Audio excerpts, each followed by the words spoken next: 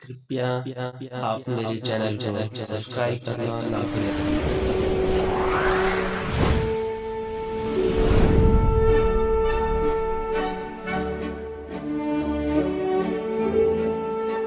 नमस्कार मित्रों, स्वागत है आप लोगों का प्राइम क्लासेस बिरवार बलिया विथ एमडी सर के यूट्यूब क्लासेज में। आज हम लोग रीजनिंग के टॉपिक स्टार्ट करने जा रहे हैं तथा रीजनिंग सब्जेक्ट स्टार्ट करने जा रहे हैं, जिसमें से सबसे पहला हम लोग का टॉपिक रहेगा इसका या चैप्टर रहेगा पासा डाइस तथा पासा के बारे में जानेंगे। यह एक ऐसा चैप्टर है आप लोगों का कि जिसमें से प्रत्येक एग्जाम में, प्रत्येक कम्पिटिटिव एग्जाम में, जैसे कह सकते हैं UPSI, UP police, jail warden, railway group D, loco pilot इत्यादि जो भी आपके एग्जाम होने आने होते हैं उन सब में इनसे क्वेश्चन पूछे जाते हैं। अर्थात एक तरह से मान लीजिए कि बहुत ही महत्वपूर्ण आपका टॉपिक है और इसमें से एक या दो नंबर के आने ही आने हैं। ठीक है, तो देखिएगा, आइए हम लोग चलते अपने टॉपिक पर, जिसमें सबसे पहला टॉपिक रहेगा आपका पासा, अर्थात डाइस किसे कहते हैं, पासा किसे कहते हैं, पासा का मतलब हुआ क्या, पहले ये समझिएगा। अतः इस चैप्टर के पहले बेसिक बातों को आप समझ जाइए। जैसे ही बेसिक बात आप लोग को स्पष्ट हो जाएगा तो ये समझिए कि बहुत ही आसानी से इसके अंदर के प्रत्येक टॉपिक को हम आसानी से क्लियर करा देंगे, जिस टॉपिक से आपके एग्जाम में क्वेश्चन पूछे जाते हैं। सबके पॉइंट ऑफ व्यू से हम उस टॉपिक को क्लियर करा देंगे। ठीक है, देखिएगा, पासा किसे कहते हैं, अर्थात एक ऐसी त्रिविमीय आकृति। पासा क्या है?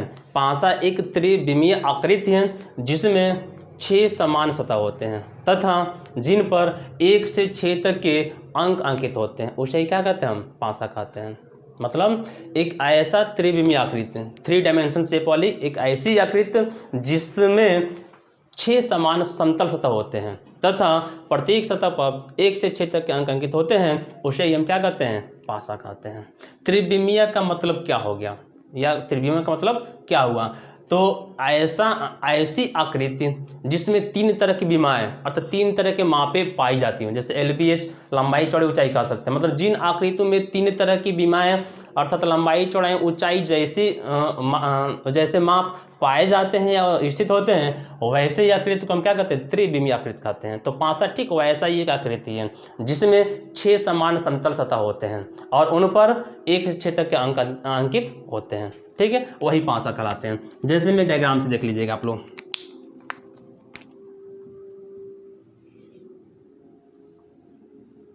अर्थात एक तरह से कह सकते हैं कि पासा एक घनाकार आकृति है। पासा एक घनाकार आकृति है।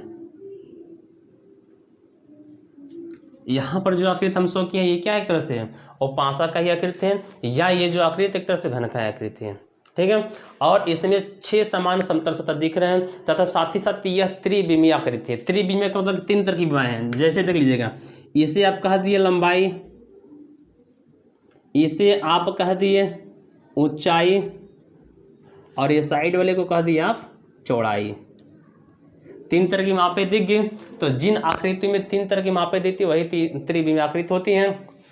और साथ ही साथ इसमें 6 तरह के फलक भी दिख रहे हैं आपको। फलक देख सकते हैं ना, सबसे ऊपरी सतह, सबसे नीचे ही सतह, अर्थात सतह मतलब समतल फलक हो गया। ये सामने वाला, ठीक इसके पीछे वाला, और एक बाएं साइड वाला और ठीक इसके दाएं साइड वाला। टोटल 6 फलक ही होते हैं आपके इसमें। और इन सब पर 1 से 6 तक के अंक अंकित हो गए। जैसे नीचे वाले पर 1 हो गया, ऊपर वाले पर 6 हो गया, बाएं वाले पर 3 हो गया, दाएं वाले पर 4 हो गया, सामने वाले पर 5 हो गया, तो इसके पीछे वाले पर 2 हो गया। 1 से 6 तक इस यानी आपके अंक आएंगे। तो इस प्रकार की जो आकृति होगी वही आपकी क्या होंगी? पासा होगी।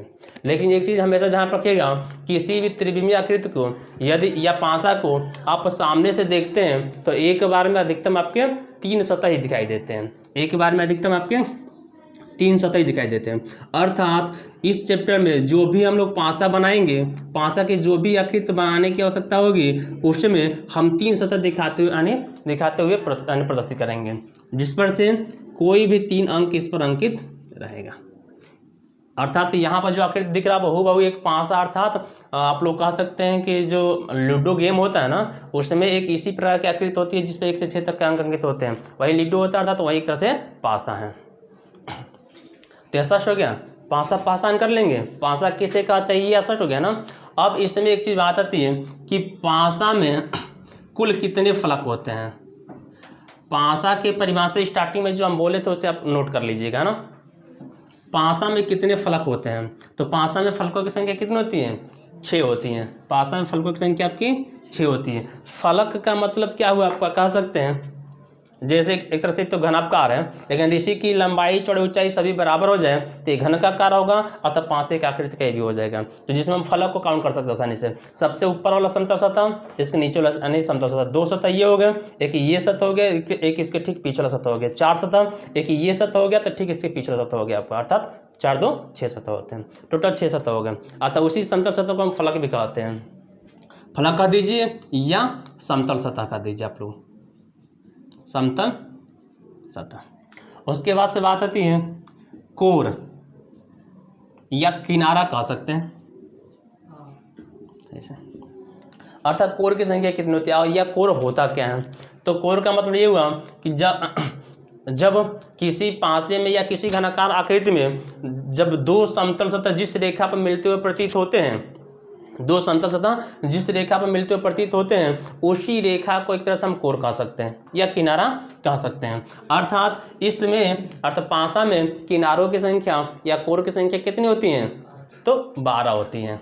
कोर कितने होते हैं, 12 होते हैं। काउंट कर सकते हैं आप लोग, देख लीजिएगा, 1 2 3 4, 4 सामने हो गए और ठीक 4 इसके पीछे हो गए, 1 2 3 4, 4 4 8 हो गए, और ये साइड वाला 2, 8 2 10, और ये साइड वाला 2, 10 2 12। अर्थात कोरों की संख्या कितनी होती है आपकी, 12 होती है। काउंट करा दी, इसमें काउंट कर लीजिएगा, यह हो गया 1, ये हो गया 2, ये हो गया 3, ये हो गया 4, फिर ये हो गया 5, ये हो गया 6, ये हो गया 7, ये हो गया 8, फिर से ये 9, ये 10, ये 11, ये 12। मतलब जितनी इसमें रेखाएं दिख रही थी वे सभी रेखाओं की संख्या इसमें हम कोर कहते हैं, उन सभी रेखाओं की संख्या को ही कोर कहते हैं। स्पष्ट है। अर्थात किसी भी घनाकार आकृति या किसी भी पासे में कोरों की संख्या कितनी होती है आपकी, तो 12 होती है। अब आता है आपका शीर्ष, या इसी को कोण कहते हैं। पासा में कोण की संख्या या शीर्ष की संख्या यानी कितनी होती है, तो हम जानेंगे शीर्ष किसे कहते हैं, शीर्ष होता क्या है। तो शीर्ष का मतलब ये हुआ कि किसी पासे में जब 3 समतल सतह, किसी पासे के जब 3 समतल सतह एक ही बिंदु पर मिलते हुए प्रतीत होते हैं, तो उसी बिंदु को ही क्या कहते हैं हम लोग, शीर्ष कहते हैं। जैसे में ये देख लीजिएगा आप लोग, ये ऊपर का समतल सतह, ये सामने का समतल सतह, और ये साइड का समतल सतह, ये तीनों सतह एक दूसरे से यहाँ पर आके मिल रहे हैं। जब यहाँ पर ये आकर मिल रहे हैं तो इसका मतलब क्या हुआ कि इसी बिंदु को हम लोग क्या कहेंगे, शीर्ष कहते हैं। अर्थात किसी भी घनाकार आकृति या पासे में शीर्षों की संख्या कितनी होती है, 8 होती है। यह स्पष्ट हो गया। शीर्ष कितने होते हैं, कोर कितने होते हैं और फलक कितने होते हैं, एक नोट में लिख लीजिएगा। नोट में ये है कि किसी भी पासे के, है ना, किसी भी पासे को सामने से देखने पर, किसी भी पासे को या घन को, किसी भी पासे को सामने से देखने पर, सामने से देखने पर अधिकतम एक बार में अधिकतम 3 फलक दिखाई देते हैं। मतलब अधिकतम की जब बात करेगा कि यदि किसी पासे को यदि हम सामने से देखें तो अधिकतम एक बार में 3 फलक देख सकते हैं, और न्यूनतम 1 फलक, न्यूनतम 1 फलक, है ना। अधिकतम का मतलब 3 फलक और न्यूनतम का मतलब 1 फलक। अधिकतम का मतलब ध्यान दीजिएगा, यदि इसी को ऐसे करके आप देख रहे हैं तो ये सतह भी यानी दिखाई दे रहा होगा आपका, ये सतह भी दिखाई दे रहा होगा और ये सतह भी दिखाई दे रहा होगा, मतलब 3 ही सतह दिखाई देंगे एक बार में। और न्यूनतम की बात आई तो एकदम हो इसके ठीक सामने कर दीजिएगा ऐसे, तो बस यही आपको सतह दिखाई दे रहा है, बाकी कोई सतह नहीं दिखाई दे रहा, ठीक सामने से, है ना। तो इसका मतलब यानी ये हुआ कि न्यूनतम एक बार में आप 1 सतह देख सकते हैं और अधिकतम एक बार में आप 3 सतह देख सकते हैं। यह स्पष्ट हो गया ना, ठीक है। तो हो गया पासा के बारे में, पासा की आकृति हो गई। पासा पर एक यानी कुल कितने अंक अंकित होते हैं, ये भी स्पष्ट हो गया। पासे में फलकों की संख्या कितनी होती है, ये भी हो गया आपका ना। अब आपका टॉपिक मिलेगा पासा का वर्गीकरण, मतलब कि पासा को कितने भागों में वर्गीकृत किया गया है। ठीक है, देखिएगा अब है आपका पासा का वर्गीकरण।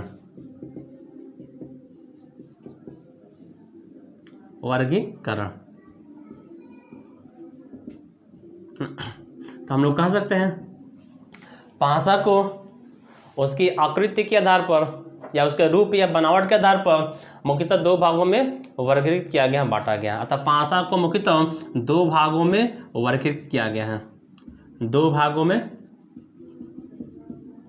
वर्गीकृत किया गया है। ठीक है, जिसमें से पहला होगा आपका बंद पासा, बंद पासा अर्थात क्लोज्ड डाइस, और दूसरा मिलेगा आपका खुला पासा, मतलब ओपन डाइस। ठीक है, दो अर्थात ये दो पासा को दो भागों में वर्गीकृत किया गया, बांटा गया, जिसमें से पहला होता है बंद पासा अर्थात क्लोज डाइस, दूसरा होता है आपका खुला पासा अर्थात ओपन डाइस। अब जानेंगे पहला बंद पासा किसे कहते हैं, बंद पासा मतलब क्लोज डाइस किसे कहते हैं, देख लीजिएगा। तो हम कह सकते हैं ऐसा पासा, बंद पासा का मतलब क्या हुआ कि ऐसा पासा जिसमें छह समान फलक अर्थात 6 समान समतल सतह परस्पर संयुक्त होकर के या मिल करके एक ठोस आकृति का निर्माण कर देते हैं, तो वैसे पासे को क्या कहते हैं, हम बंद पासा कहते हैं। मतलब 6 समान सतहों से घिरी हुई ठोस आकृति को ही हम बंद पासा कहते हैं, कह सकते हैं ना। जैसे अभी जो घनाकार आकृति हम बनाए थे वही पासा जो आपको दिख रहा था उसी को ही हम बंद पासा कहते हैं।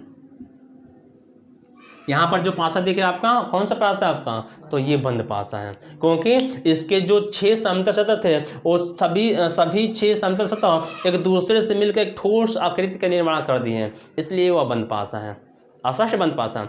अब देखिएगा बंद पासा को भी मुख्यतः दो भागों में बांटकर अध्ययन किया जाता है, अर्थात बंद पासा का वर्गीकरण। अगला टॉपिक मिलेगा बंद पासा का प्रकार, बंद पासा का प्रकार मतलब बंद पासे को, है ना, बंद पासे को उस पर अंक अंकित करने के आधार पर इसे दो भागों में बांटा गया है।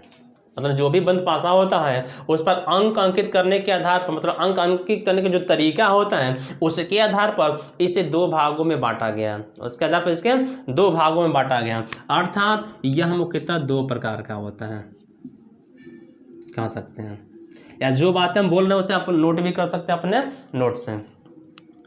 जैसे पहला हो गया आपका, पहला को कहते हैं हम लोग साधारण पासा अर्थात सिंपल डाइस, और दूसरा है आपका मानक पासा, मानक पासा मतलब स्टैंडर्ड डाइस। एक हो गया साधारण पासा और दूसरा हो गया आपका मानक पासा। तो आइए जानते हैं अब हम लोग साधारण पासा के बारे में, मतलब साधारण पासा किसे कहते हैं। ठीक है, ठीक है, पहला है आपका अब साधारण पासा। अब यहीं से आपका मेन टॉपिक स्टार्ट हो रहा है, ये समझिएगा। साधारण पासा, सिंपल डाइस, अर्थात साधारण पासा किसे कहते हैं, मतलब साधारण पासा का मतलब हुआ क्या। तो हम कह सकते हैं ऐसा पासा जिसके किसी भी दो समीपवर्ती फलकों का योगफल 7 हो, तो वैसे पासे को क्या कहते हैं, हम साधारण पासा कहते हैं। मतलब जिस पासे के किसी भी दो समीपवर्ती फलकों का योगफल 7 होता है तो वह पासा ही आपका क्या होगा, साधारण पासा होगा, अर्थात सिंपल डाइस होगा। जैसे देख सकते हैं ये जो बातें बोले हैं, जो डिफिनेशन इसका बोले हैं, आप लोग नोट कर लीजिएगा ना वीडियो को पॉज करके। जैसे अब यह स्पष्ट कर लीजिएगा,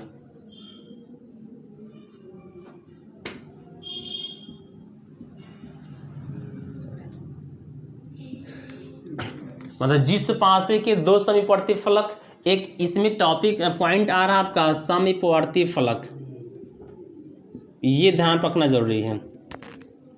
समीपवर्ती फलक मतलब होता क्या है? समीपवर्ती फलक का मतलब क्या हुआ कि पासे के जो फलक एक दूसरे को स्पर्श कर रहे होते हो, है ना, तो उन फलकों को क्या कहते हैं हम लोग? समीपवर्ती फलक कहते हैं।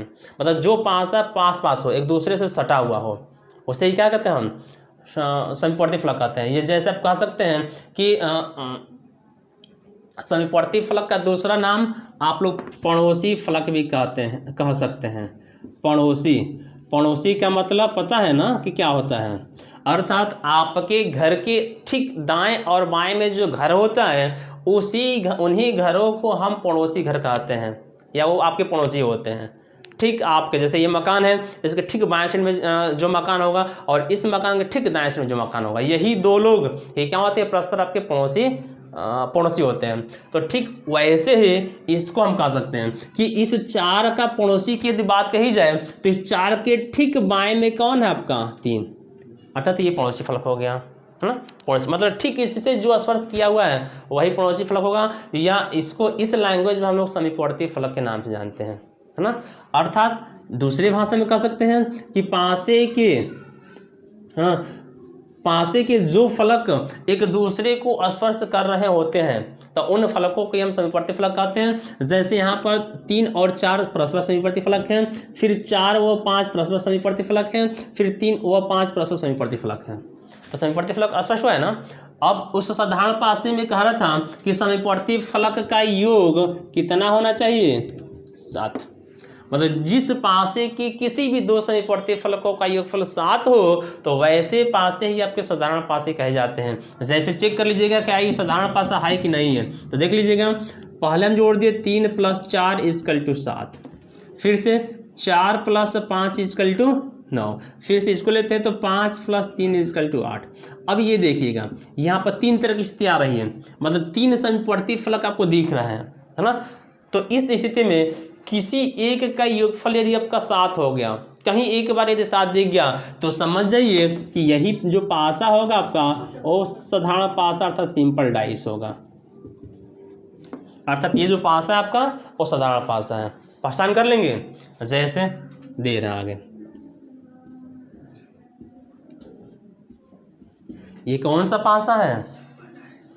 अर्थात साधारण पासा। बहुत सही, क्योंकि इसमें देख लीजिएगा इसका जो योगफल है 5 है, इनका जो योगफल आपका 7 है और इनका जो योगफल आपका 8 है। तो कहीं एक बार 7 दिखा है ना, तो जब कभी भी एक बार 7 दिख गया समीपवर्ती फलकों के योगफल में कहीं भी एक बार 7 दिख गया तो समझ जाइए कि वही पासा क्या आपका साधारण पासा है। पहचान कर लेंगे। एक और एग्जाम्पल,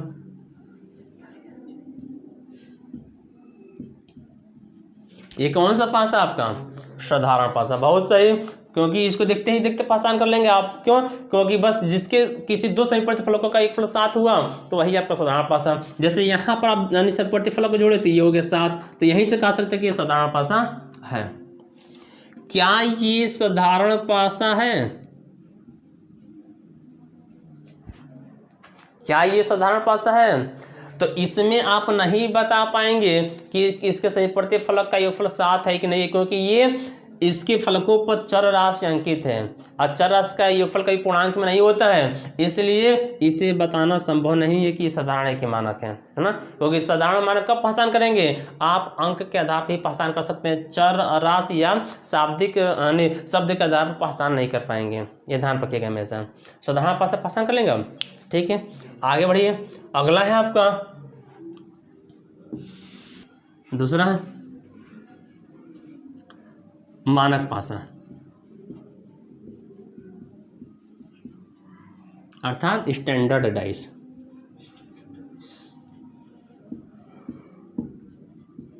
इसका मतलब क्या हुआ?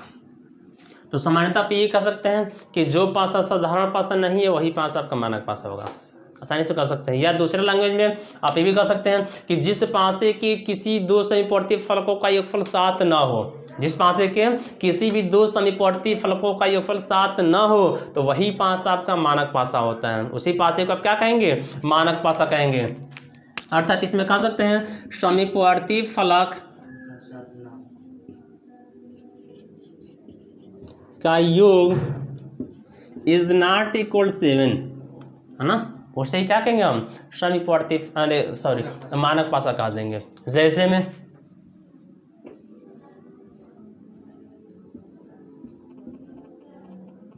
क्या ये मानक पासा है, मानक पासा है, बहुत सही।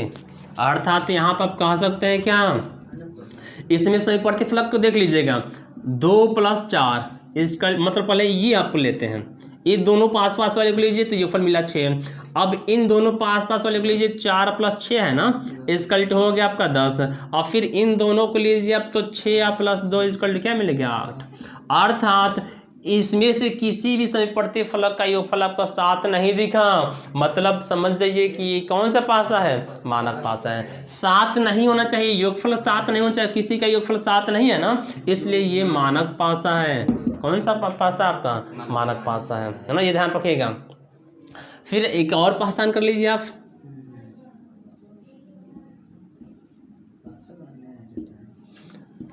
क्या ये मानक पासा है, हाँ बिल्कुल सही, ये मानक पासा है, क्योंकि यहाँ पर आप जोड़ेंगे समीपवर्ती फलक को तो ये 5 होगा, यहाँ पर जोड़ेंगे समीपवर्ती फलक को तो ये 3 होगा, और यहाँ पर समीपवर्ती फलक को आप जोड़ेंगे तो क्या होगा आपका, 4 होगा। तो किसी भी समीपवर्ती फलक का योगफल 7 नहीं आया, मतलब ये मानक पासा है।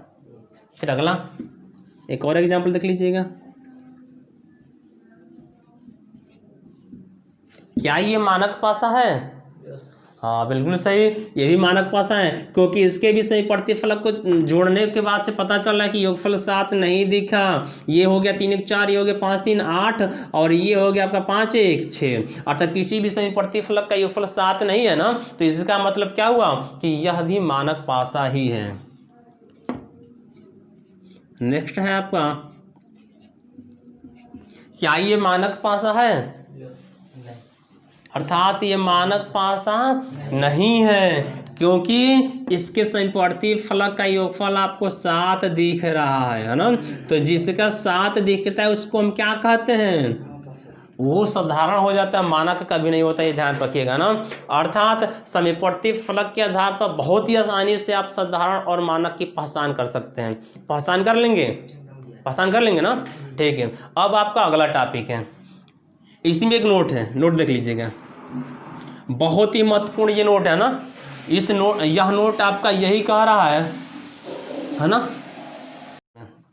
नोट है कि मानक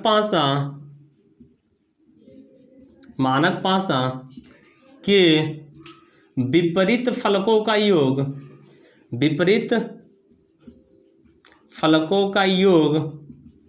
7 होता है, विपरीत फलकों का योग 7 होता है, ये हमेशा ध्यान रखिएगा। अर्थात किसी भी मानक पासा के विपरीत फलकों का योग हमेशा ही 7 होता है, ये हमेशा ध्यान रखना होगा ना।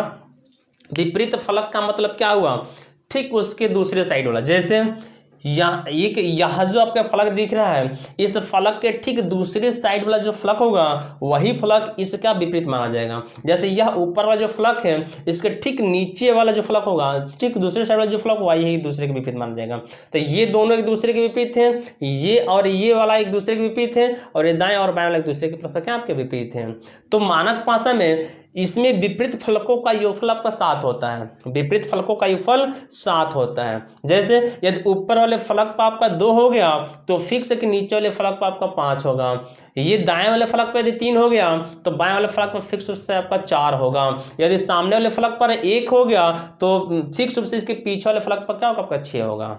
विपरीत का मतलब ये हुआ। अर्थात यह नोट बहुत ही महत्वपूर्ण है, पर ध्यान रखना जरूरी है ना। नोट एक और इसमें नोट दूसरा भी बहुत ही महत्वपूर्ण है ना। नोट सेकेंड ये कहता है कि किसी भी पासे के समीपवर्ती फलक कभी भी एक दूसरे के विपरीत नहीं हो सकते हैं।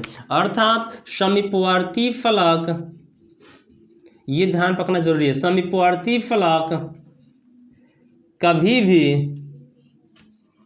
एक दूसरे के विपरीत नहीं हो सकते हैं, कभी भी एक दूसरे के विपरीत नहीं हो सकते, ध्यान रखिएगा। मतलब यह जो सामने से आपको दिख रहा है, जो फलक आपको दिखाई दे रहे हैं, वो कभी एक दूसरे के विपरीत हो ही नहीं सकते हैं। अर्थात आप कह सकते हैं कि 2 का विपरीत 4 कभी नहीं होगा, 2 का विपरीत 6 कभी नहीं होगा। अर्थात जो फलक आपको दिखाई दे रहे हैं वह फलक एक दूसरे के समीपवर्ती फलक होते हैं और इनमें से कोई एक दूसरे के विपरीत नहीं होता है। इसका मतलब ये हुआ। नोट एक और है, एक और नोट आप देख लीजिएगा। नोट तीसरा आपका देख लीजिएगा। नोट तीसरा भी बहुत ही महत्वपूर्ण है आपका, ध्यान दीजिएगा। अर्थात कह सकते हैं किसी भी यानी पासे में किसी भी एक फलक का 4 समीपवर्ती फलक होते हैं। मतलब कि प्रत्येक फलक के 4 समीपवर्ती फलक होते हैं। अर्थात कह सकते हैं पासे के प्रत्येक फलक का 4 समीपवर्ती फलक होते हैं, समीपवर्ती फलक होते हैं। बहुत ही महत्वपूर्ण नोट है ये, होते हैं। जैसे देख लीजिएगा,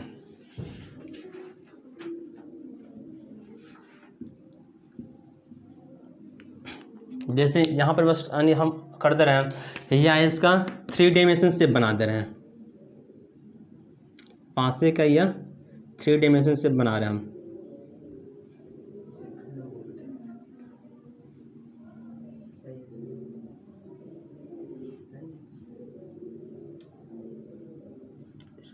तो वही स्थिति आ जाएगी। देखिएगा जो 3 डायमेंशन शेप बना है इसमें 6 फलक आपको दिखाई दे रहा है ना। जब 6 फलक दिखाई दे रहे हैं तो हम इस फलक के बारे में बातें कर रहे हैं, ऊपर वाला फलक के बारे में बातें कर रहे हैं। ऊपर वाला जो फलक है इसी के मुख्यतः कह रहे हैं कि 4 समीपवर्ती फलक हैं। अर्थात यदि ऊपर वाले पर 2 है, बाएं वाले पर 1 है, दाएं वाले पर 3 है, सामने वाले पर 4 है, इसके पीछे वाले पर 5 है और ये सबसे नीचे वाले पर मान लीजिए आपका 6 है। तो यहाँ से कह सकते हैं इस 2 का समीपवर्ती 2 का जो समीपवर्ती होगा, देखिएगा यह बाएं वाला भी होगा, ठीक है, और यह दाएं वाली भी होगा, फिर ये इसके बगल वाला भी होगा और इसके सामने वाले भी होगा। टोटल 4 समीपवर्ती होते हैं, है ना, और एक विपरीत होता है तथा एक विपरीत फलक होते हैं,